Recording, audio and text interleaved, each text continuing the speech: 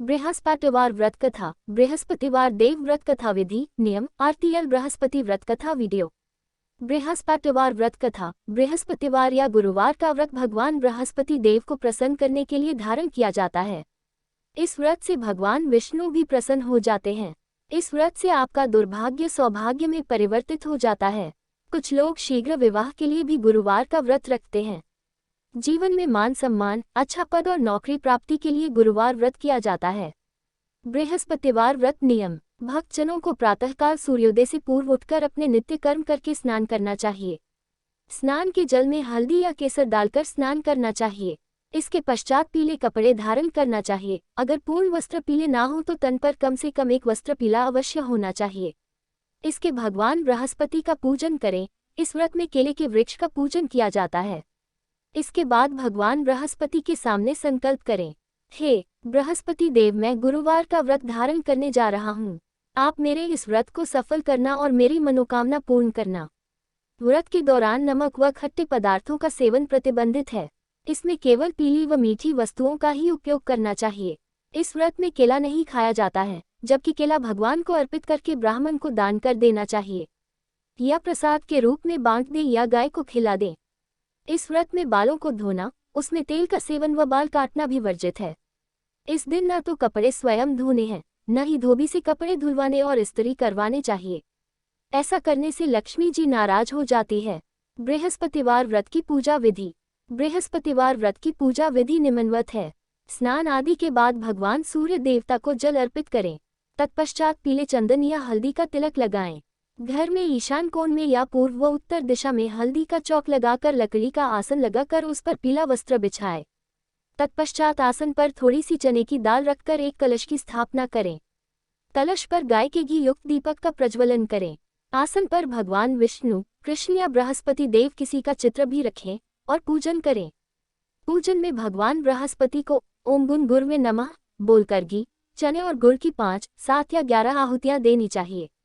साथ ही तैयार किया हुआ एक पीले भोजन का भगवान को भोग लगाएं। इस व्रत में केले के वृक्ष का पूजन अनिवार्य रूप से किया जाता है। एक लोटे में हल्दी मिला हुआ जल, चने की भीगी हुई दाल और पीले पुष्प पीले और केले के वृक्ष को अर्पित करें। साथ ही एक छोटा पीला वस्त्र भी अर्पित करें। भगवान बृहस्पति देव का केले के वृक्ष में वास माना जाता है। यदि बगीचे में केले का वृक्ष है तो वहां पर पूजन करें, अथवा गमले में छोटा केले का पेड़ लगाकर आंगन में रखकर उसकी पूजा करें। बृहस्पति भगवान को पीला रंग अत्यंत पसंद है।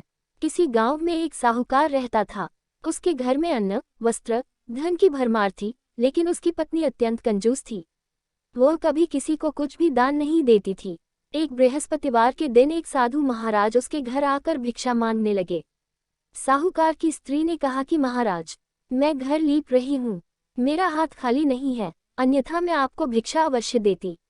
वही साधु महाराज कुछ दिन बाद फिर पधारे तो उस स्त्री ने कहा कि मैं अभी अपने बच्चे को खाना खिला रही हूँ, हाथ खाली नहीं है, आप किसी और समय पधारे, तब तुम मुझे भिक्षा दोगी।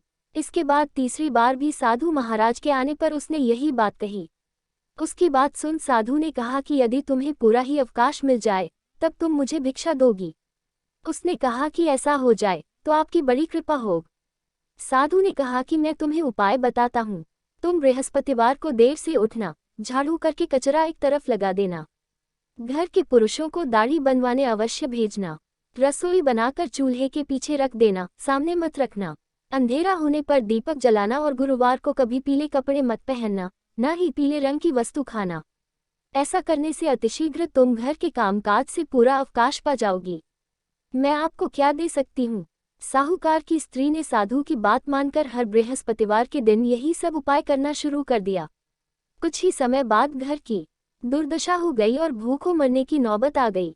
ऐसे में वही साधु महाराज फिर पधारे और स्त्री से भिक्षा की याचना की।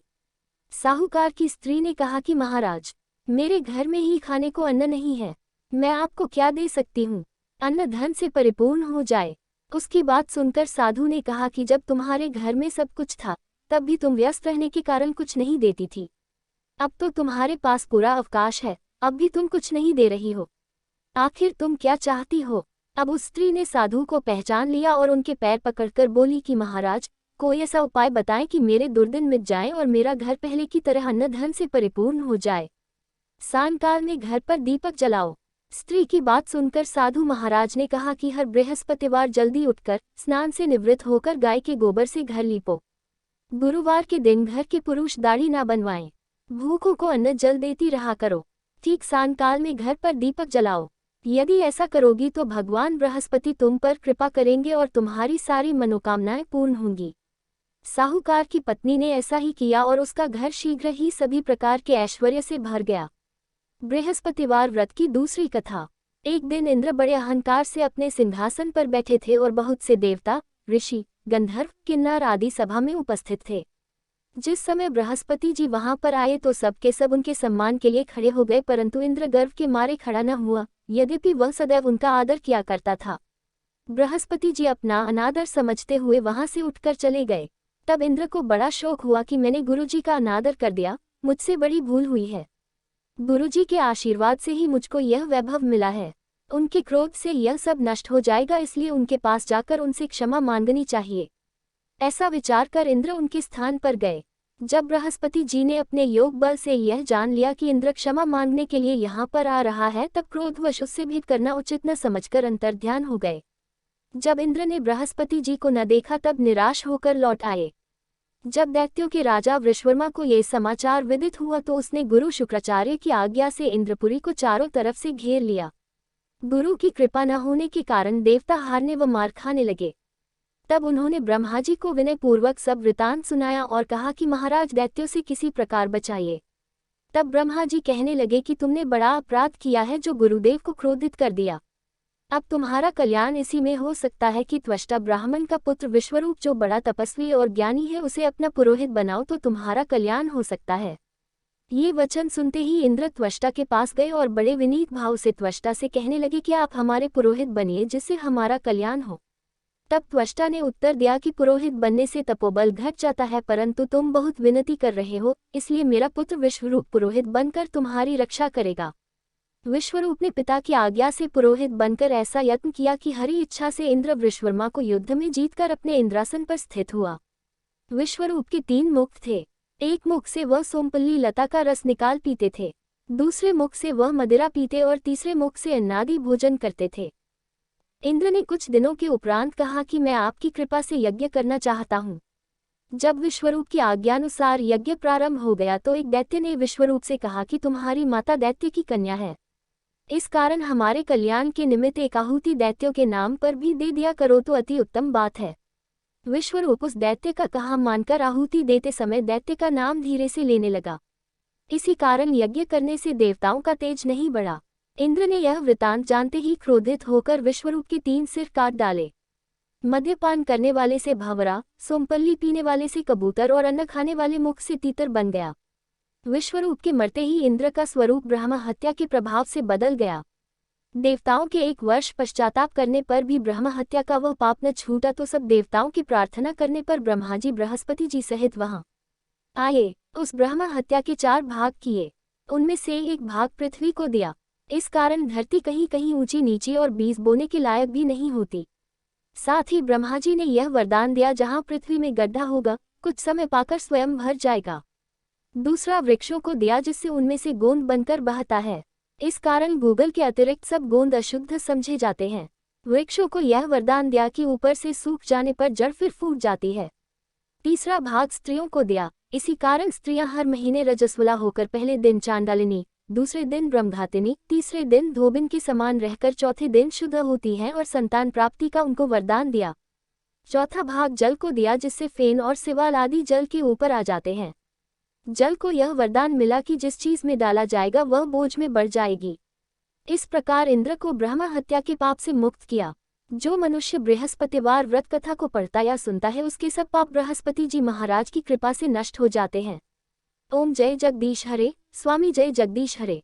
भक्त जनों के संकट, दास जनों के संकट क्षण में दूर करे। ओम जय जगदीश हरे। जो ध्यावे फल पावे, दुख बिन से मन का। स्वामी दुख बिन से मन का। सुख संपत्ति घर आवे, सुख संपत्ति घर आवे। कष्ट मिटे तन का। ओम जय जगदीश हरे। मात पिता तुम मेरे, शरण गहूँ किसकी। स्वामी शरण गहूँ मैं किसकी। तुम बिन और न दूजा, तुम बिन और न दूजा, आस करूं मैं जिसकी।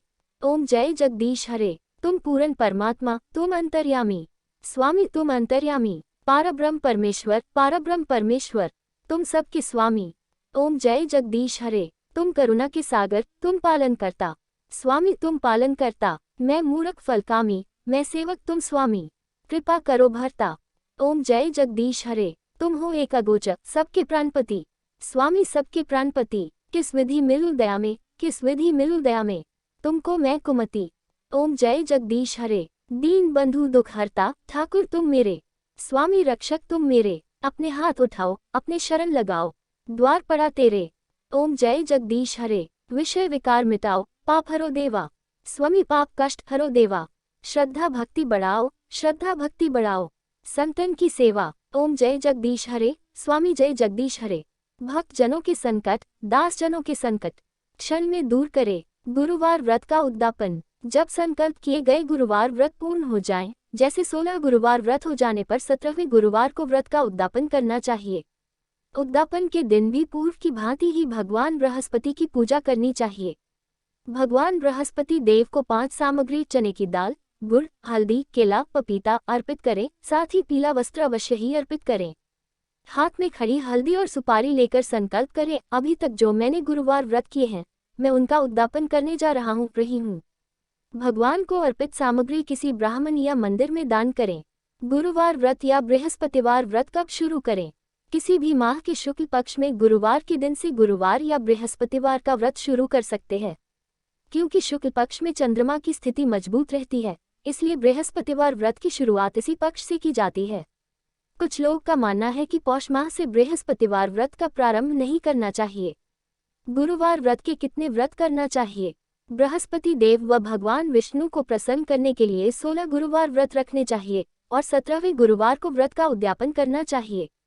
इसके अतिरिक्त गुरुवार का व्रत 1, 3, 5, 7, 9 और 16 गुरुवार तक रखना चाहिए। श्रद्धानुसार गुरुवार व्रत को आजीवन भी रखा जा सकता है। इस व्रत से सभी मनोकामनाएं पूर्ण हो जाती है। महिलाओं को मासिक धर्म में व्रत करना चाहिए या नहीं? मासिक धर्म में गुरुवार का व्रत शुरू ना करें, क्योंकि ऐसी स्थिति में महिलाओं को पूजा नहीं करनी चाहिए। लेकिन अगर एक गुरुवार व्रत रख चुके हैं और व्रत संकल्प ले चुके हैं, मध्य समय में मासिक धर्म की स्थिति होती है, तब व्रत रख सकते हैं, लेकिन पूजा नहीं करनी चाहिए।